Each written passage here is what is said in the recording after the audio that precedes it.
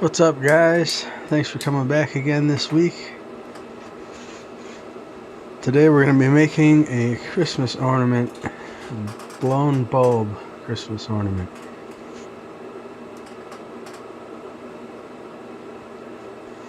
So we're going to start off with a blank. A blank is just, in this case, a clear piece of tube that we're going to use to make our piece of art. Inside there is called frit, and there's 3 different colors. There's canary yellow, cherry red, and I forget what the other one is. Some kind of purple, obviously. So frit is basically just crushed up glass. You can get it in different sizes. So this is small frit. They have very small and fine. They have large frit. So it depends on the project as to what size you use.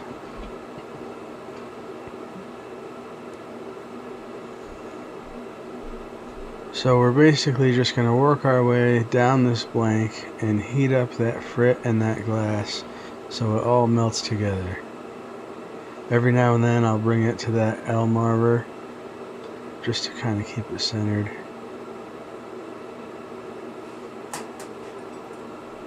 So you can use frit for all kinds of things. When using frit though, you want to be careful. It's one of those aspects of glass blowing that can be dangerous, especially like with the real fine stuff. It's like powder pretty much. If that stuff starts blowing around your studio, you can inhale it. It's not good. But this small frit isn't bad.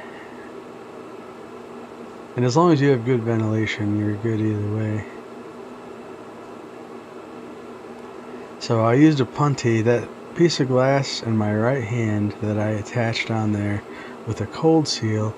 That's called a punty. That's basically just going to give me some stability on that side to keep that end from sagging so much as I keep heating that glass and melting that frit in. A cold seal is when you attach a hot piece of glass to a relatively cooler piece of glass.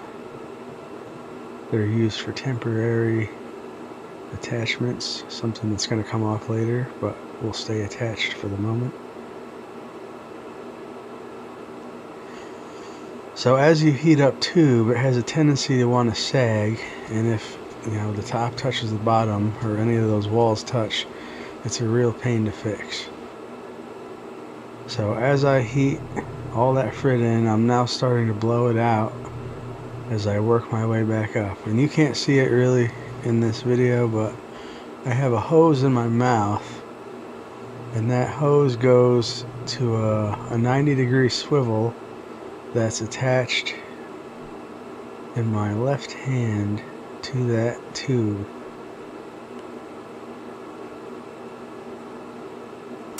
You don't really need one of those, but it is very helpful as you can see exactly what you're doing. If I didn't have that blow hose, I would have to blow into that end of that tube with my mouth, which isn't really that big a deal, but you can't really see what's happening with the glass as well when it's not right in your face. So right now we're condensing this glass. As you can see, that tube has been shrinking throughout this video. That frit is all melted in, and we're just condensing that glass down so it's real thick. You blow ever so slightly as you go.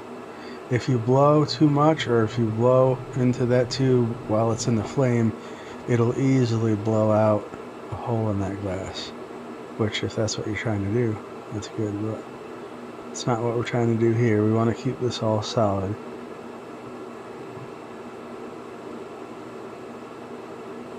So this is pretty much condensed now.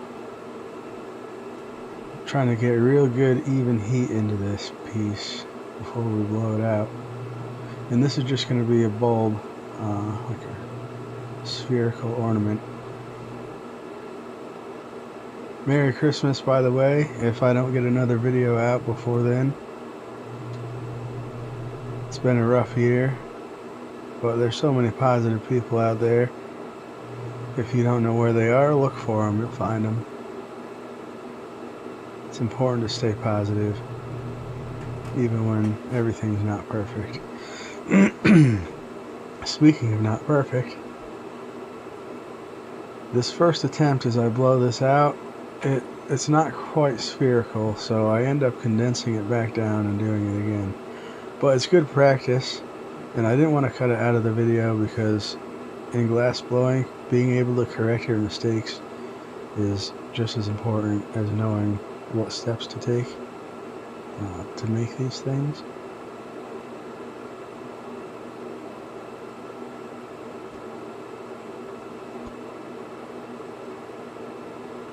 So here we go, we're starting to blow this out a bit.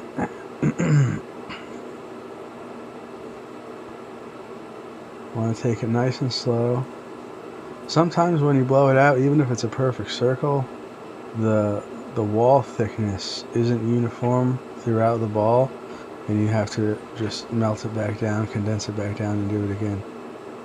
But it's better to get the wall thickness even like that than to just leave it and hope for the best.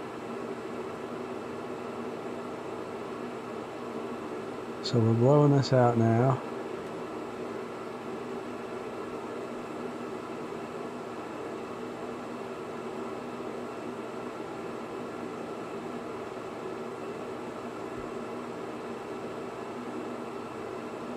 Using the right amount of heat at the right time is everything with glass blowing.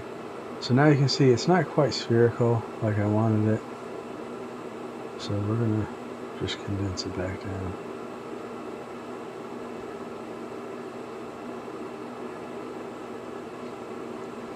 So if you're watching this, and if you're one of the people who have purchased glass or photography from us this holiday season, we just want to thank you so much for your support.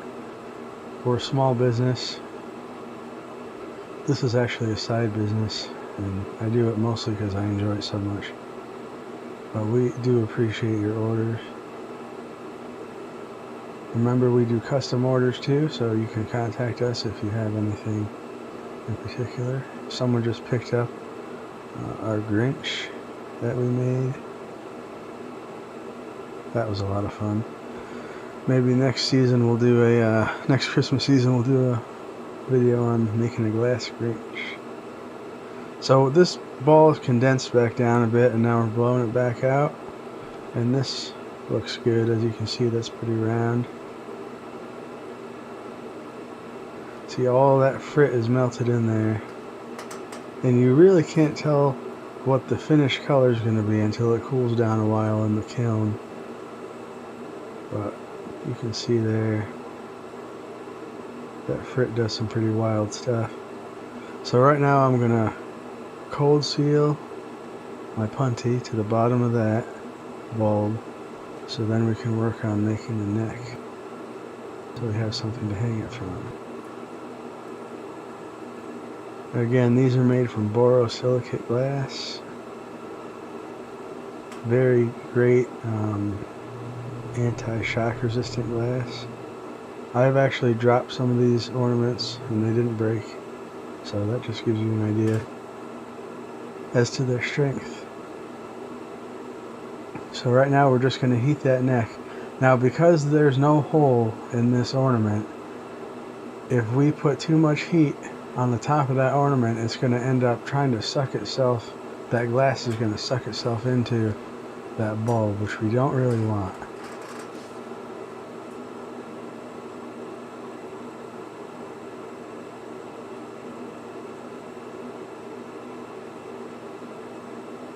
There's a number of ways to do this. Some ornaments I actually pull the neck out from the ornament itself, and it's all just one smooth piece. For this particular one, I'm going to use some double amber purple glass, and I'm going to attach it to the top. It looks a little nicer this way, I think. But you tell me in the comments below what your preference is.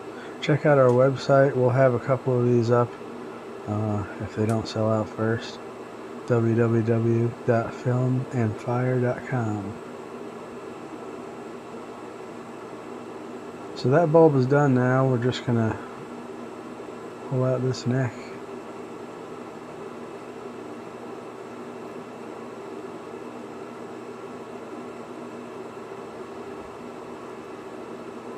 We want to wish you all well. We'll definitely get another video out before New Year's. We might have time to get one in before Christmas.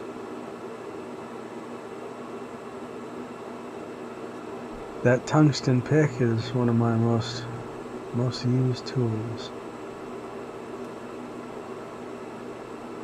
Remember, you don't want to put metal tools in the fire. And I coat these tools with beeswax to keep them from sticking. Otherwise that metal will stick to the glass and it's a real pain. So you kind of roll these tools in beeswax before you touch them to the glass. Just making sure that's a nice circular opening, and it's going to go into the kiln.